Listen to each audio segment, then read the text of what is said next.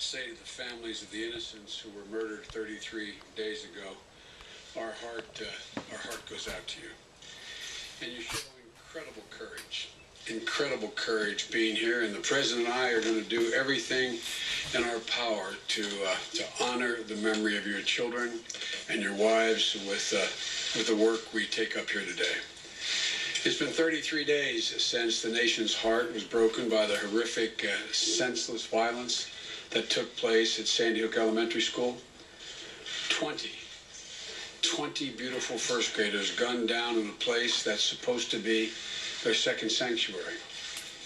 Six members of the staff killed trying to save those children. It's literally been hard for the nation to comprehend, hard for the nation to fathom. And I know for the families who are here, the time is not measured in days, but it's measured in minutes, in seconds, since you received that news. Another minute without your daughter, another minute without your son, another minute without your wife, another minute without your mom. I want to personally thank Chris and Lynn McDonald, who lost a beautiful daughter, Grace, and the other parents who I had a chance to speak to for their suggestions and for, again, just for their the courage of all of you to be here today. I admire the grace and the resolve that you all are showing. And I must say, I've been deeply affected by your faith as well. And the President and I are going to do everything to try to match the resolve you've demonstrated. No one can know for certain if this senseless act could have been prevented, but we all know we have a moral obligation to do everything in our power to diminish the prospect that something like this could happen again. As the President knows, I've worked in this field a long time in the United States Senate, having chaired a committee that had jurisdiction over these issues of guns and crime, and having drafted the first gun violence legislation, the last gun violence, I should say. And I have no illusions about what we're up against or how hard the task is in front of us. But I also have never seen the nation's conscience so shaken by what happened at Sandy Hook. The world has changed, and it's demanding action. It's in this context that the President asked me to put together, along with cabinet members, a set of recommendations about how we should proceed to meet that moral obligation we have. And toward that end, the cabinet members and I sat down with 229 groups, not just individuals, representing groups, 229 groups, from law enforcement agencies to public health officials to gun officials to gun advocacy groups to sportsmen and hunters and religious leaders. And I've spoken with members of Congress on both sides of the aisle, had extensive conversation with mayors and governors and county officials. And the recommendations we provided to the President on Monday call for executive actions he could sign, legislation he could call for, and long-term research that should be undertaken. They're based on the emerging consensus we heard from all the groups with whom we spoke, including some of you who were the victims of this god-awful occurrence. Ways to keep guns out of the wrong hands, as well as ways to take comprehensive action to prevent violence in the first place. We should do as much as we can, as quickly as we can, and we cannot let the perfect be the enemy of the good. So some of what you will hear from the President will happen immediately. Some will take some time. But we have begun, and we are starting here today, and we're resolved to continue this fight. During the meetings that we held, we met with a young man who's here today. I think Colin Goddard is here. Where are you, Colin? Colin was one of the survivors of the Virginia Tech massacre. He was in the classroom. He calls himself one of the lucky seven. And he'll tell you he was shot 4 times on that day, and he has 3 bullets that are still inside him. And when I asked Colin about what he thought we should be doing, he said, I'm not here because of what happened to me. I'm here because of what happened to me keeps happening to other people. And we have to do something about it. Colin, We will. Colin, I promise you, we will. This is our intention. Oh, you will. We must do what we can now. And there's no person who is more committed to acting on this moral obligation we have than the President of the United States of America. Ladies and gentlemen, President Barack Obama.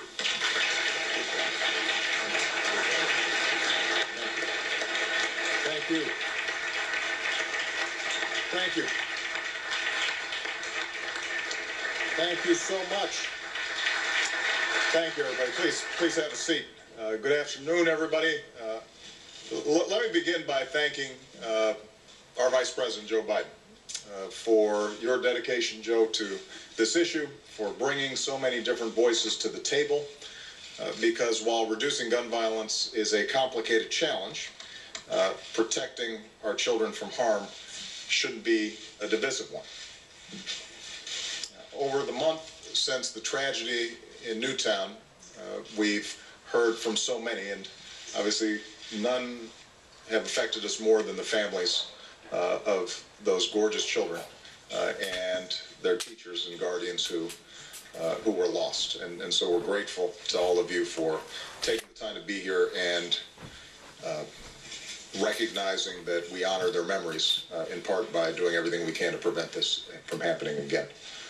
But we also heard from some unexpected people. In particular, I started getting a lot of letters from kids. Bullshit. 4 of them are here today. Grant Fritz, Julia Stokes, Hina Ziha, and Tasia Good. They're pretty representative of some of the messages that I got. These are some pretty smart letters from some pretty smart young people. Bullshit. Hina, a 3rd grader. You can go ahead and wave, Hina. That's you. Hina wrote, "I feel terrible for the parents who lost their children. I love my country, and I want everybody to be happy and safe." And then Grant, go ahead and wave, Grant. Grant said, "I think there should be some changes. We should learn from what happened at Sandy Hook. I feel really bad." And then Julia said, Julia, where are you? There you go. "I'm not scared for my safety, I'm scared for others.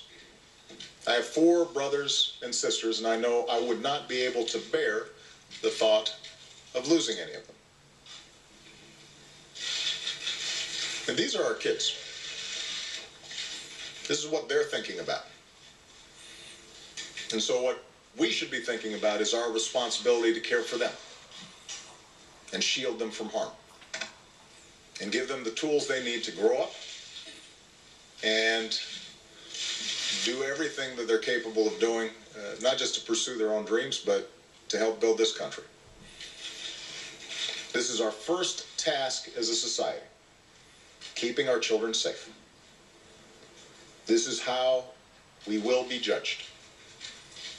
And their voices should compel us to change.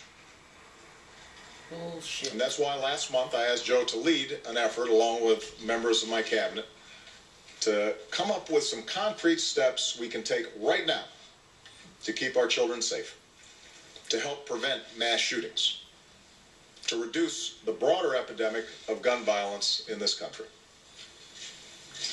And we can't put this off any longer. Just last Thursday, as TV networks were covering one of Joe's meetings on this topic, news broke of another school shooting, this one in California.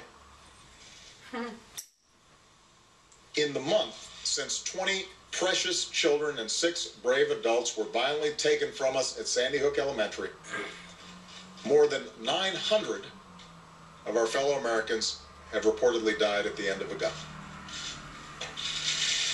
900. Bullshit.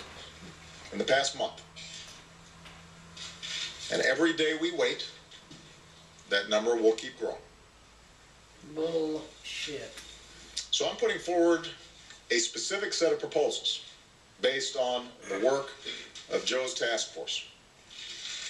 And in the days ahead, I intend to use whatever weight this office holds to make them a reality. Because while there is no law or set of laws that can prevent every senseless act of violence completely, no piece of legislation that will prevent every tragedy, every act of evil,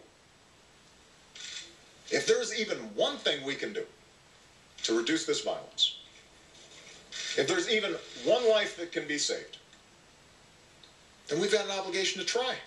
The hell we do. And I'm going to do my part. As soon as I'm finished speaking here, I will sit at that desk and I will sign a directive giving law enforcement, schools, mental health professionals, and the public health community some of the tools they need to help reduce gun violence. We will make it easier to keep guns out of the hands of criminals by strengthening the background check system. We will help schools hire more resource officers if they want them, and develop emergency preparedness plans. We will make sure mental health professionals know their options for reporting threats of violence, even as we acknowledge that someone with a mental illness is far more likely to be a victim of violent crime than the perpetrator. And while year after year, those who oppose even modest gun safety measures have threatened to defund scientific or medical research into the causes of gun violence, I will direct the Centers for Disease Control to go ahead and study the best ways to reduce it. And Congress should fund research into the effects that violent video games have on young minds. We don't benefit from ignorance. We don't benefit from not knowing the science of this epidemic of violence. Now, these are a few of the 23 executive actions that I'm announcing today. But as important as these steps are, they are in no way a substitute for action from members of Congress. To make a real and lasting difference, Congress too must act. And Congress must act soon. And I'm calling on Congress to pass some very specific proposals right away. First, it's time for Congress to require a universal background check for anyone trying to buy a gun. In other words, he wants to be impeached.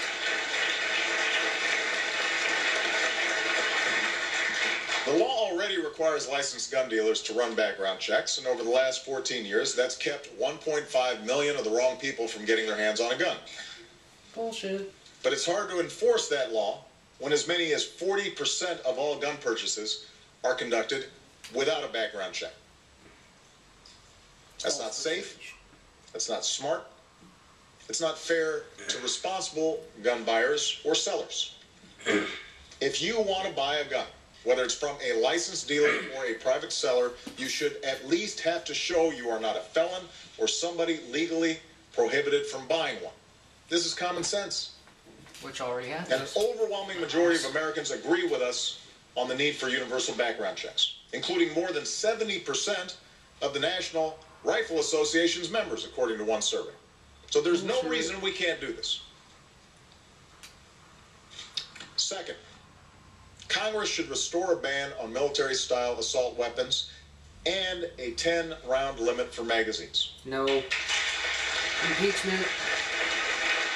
Infringement on our Second Amendment rights. Impeachment. The type of assault rifle used in Aurora, for example, when paired with high-capacity magazines, has one purpose: to pump out as many bullets as possible as quickly as possible. Lie. To do as much damage, using bullets often designed to inflict maximum damage. Lie.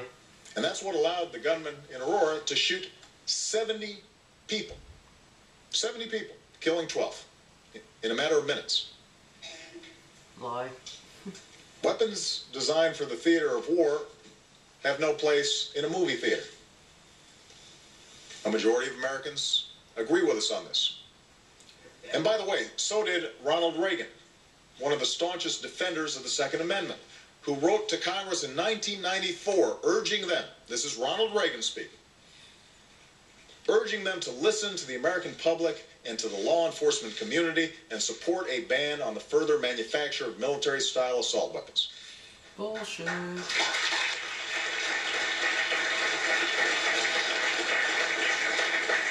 And finally, Congress needs to help rather than hinder law enforcement as it does its job. We should get tougher on people who buy guns with the express purpose of turning around and selling them to criminals. And we should severely punish anybody who helps them do this. Since Congress hasn't confirmed a director of the Bureau of Alcohol, Tobacco, and Firearms in 6 years, Fast and Furious. they should confirm Todd Jones, who has been acting, and I will be nominating for the post.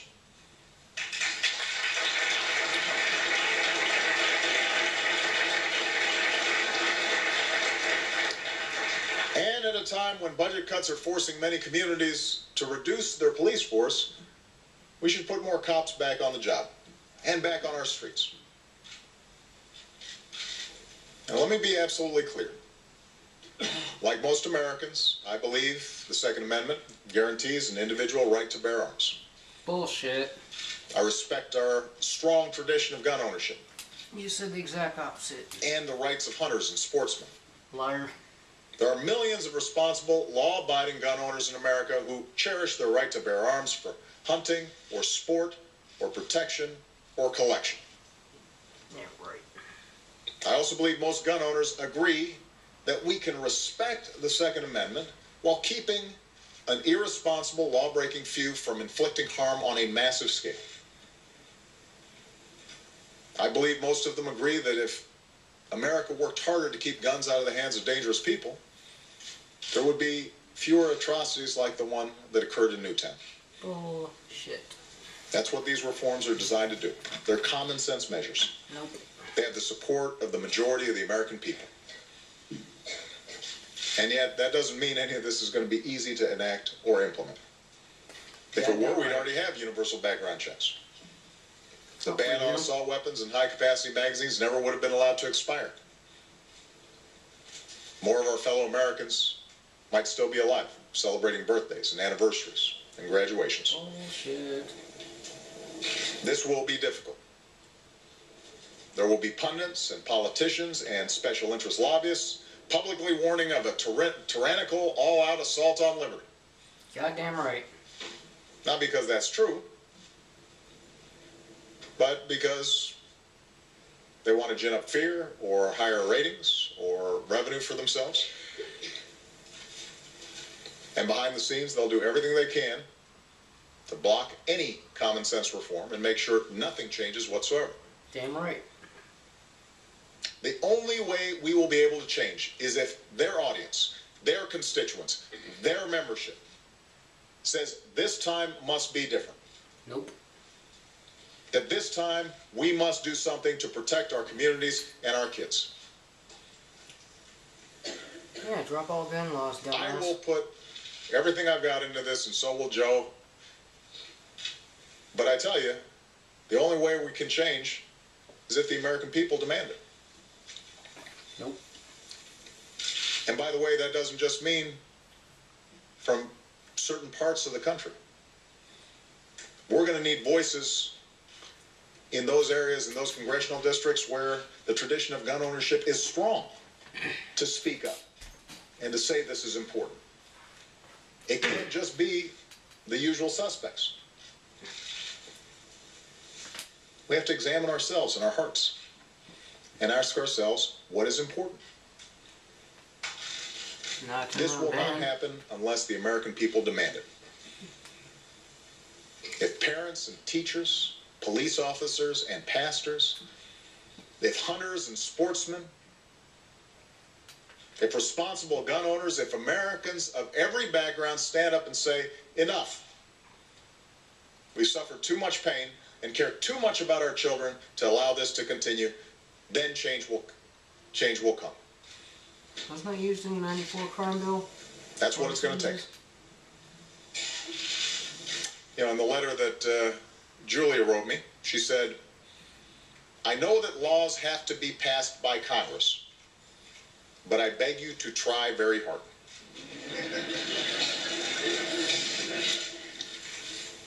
Julia, I will try very hard. But she's right. The most important changes we can make depend on congressional action. They need to bring these proposals up for a vote And the American people need to make sure that they do. Get them on record. Ask your member of Congress if they support universal background checks to keep guns out of the wrong hands. Hell no. Ask them if they support renewing a ban on military-style assault weapons and high-capacity magazines. Nope. And if they say no, ask them why not. Because you're a dumbass. Ask them what's more important.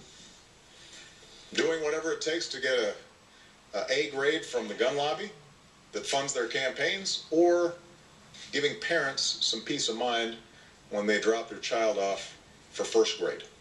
Bullshit.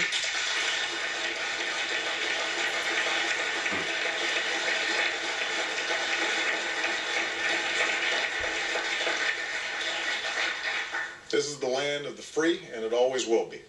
No, not As anymore, Americans, ain't we it? are endowed by our Creator with certain inalienable rights that no man or government can take away from us.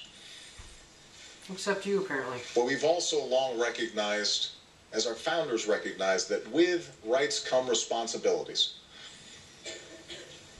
Along with our freedom to live our lives as we will comes an obligation to allow others to do the same. We don't live in isolation.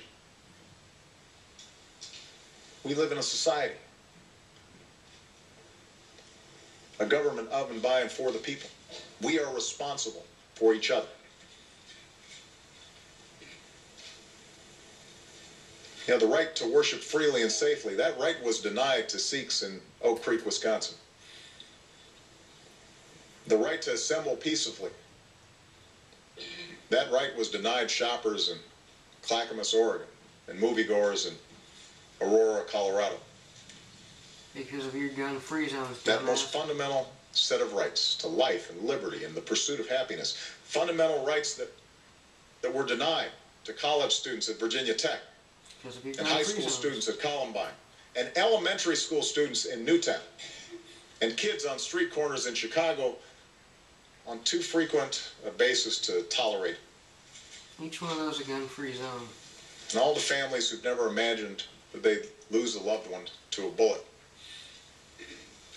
Because of your Those dumbass. rights are at stake. We're responsible.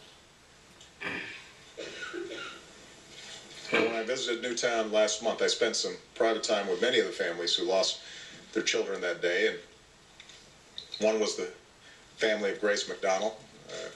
Grace's parents are here. Grace was 7 years old when she was struck down. Just a gorgeous, caring, joyful little girl. I'm told she loved pink. She loved the beach. She dreamed of becoming a painter. And so just before I left, Chris, her father, gave me one of her paintings. And I hung it in my private study, just off the Oval Office. And every time I look at that painting, I think about Grace. And I think about the life that she lived and the life that lay ahead of her. And most of all, I think about how when it comes to protecting the most vulnerable among us, we must act now. Nope. For Grace. For the 25 other innocent children and devoted educators who had so much left to give. For the men and women in big cities and small towns who fall victim to senseless violence each and every day. For all the Americans who are counting on us to keep them safe from harm. Let's do the right thing. Let's do the right thing for them and for this country that we love so much. Thank you. I'm going to sign these orders. Impeach him now. Holy crap. Let's do a long thing and sign his orders.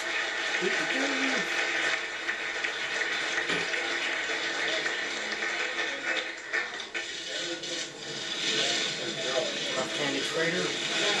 The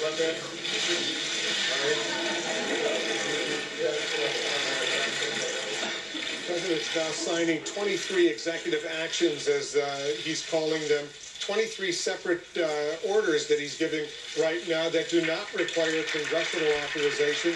to go forward. I guess that one signature represents all 23 of the executive actions that he has signed. He's now giving a hug to these young kids who wrote letters to the president asking him to take these kinds of actions, to do something to prevent another disaster at an elementary school or a high school or a college campus that the president was talking about.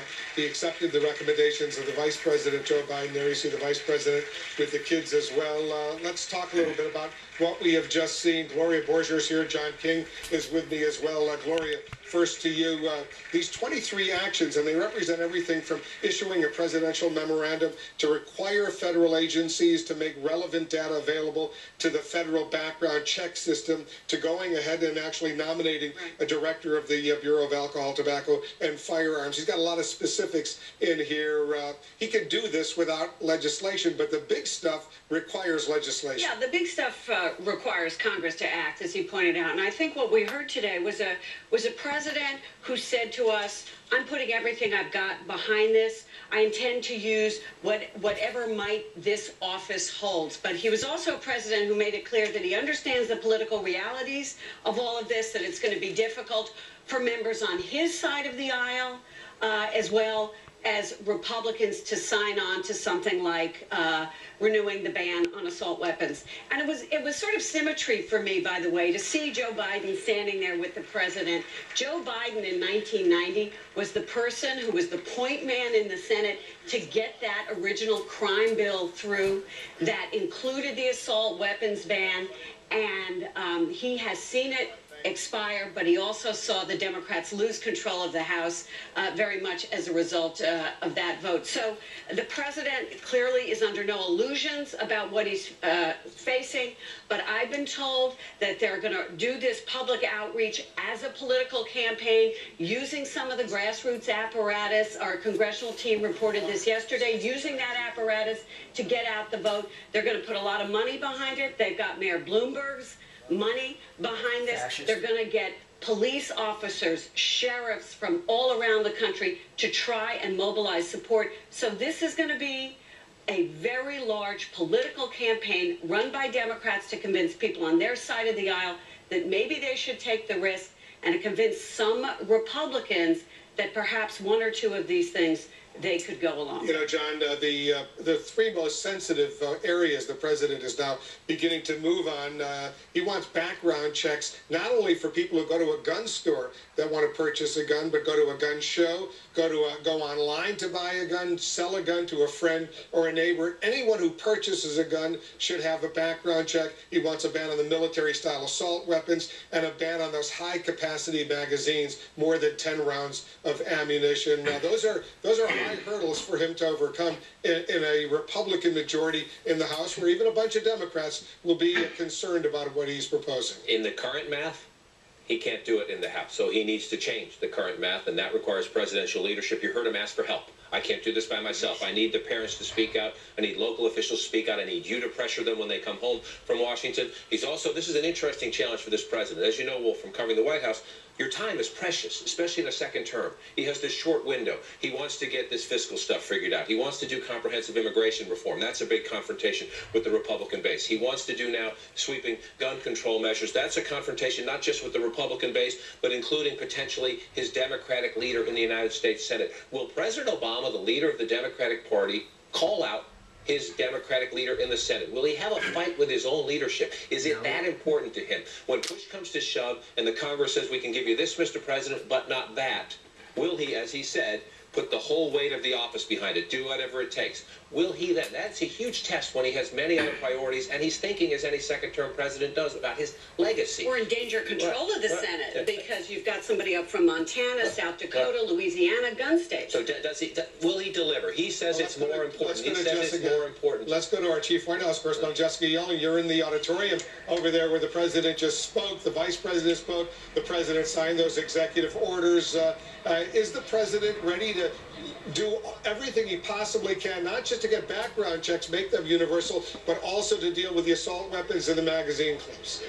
Well, since I've I've been getting from people who have come out of the meetings here with the Vice President and have been in contact with the White House is that they feel that the priority is on the background checks and on the high-capacity magazines and less so on the assault weapons ban. Now, they insist that's because those two can do more good than the assault weapons ban, but we should also acknowledge the political reality that even senior Democrats are saying the assault weapons ban probably cannot pass the House. I'd point out that while the president was speaking, while the vice president was speaking, I got 2 letters on my email, one from the governor of Mississippi, one from a sheriff in Lynn County, Oregon, both saying that the White House is exploiting this opportunity to try to crack down on the Second Amendment, and they will do what they can to both fight this and resist enforcement of any of the president's executive actions. The governor of Mississippi saying he's asked his lieutenant governor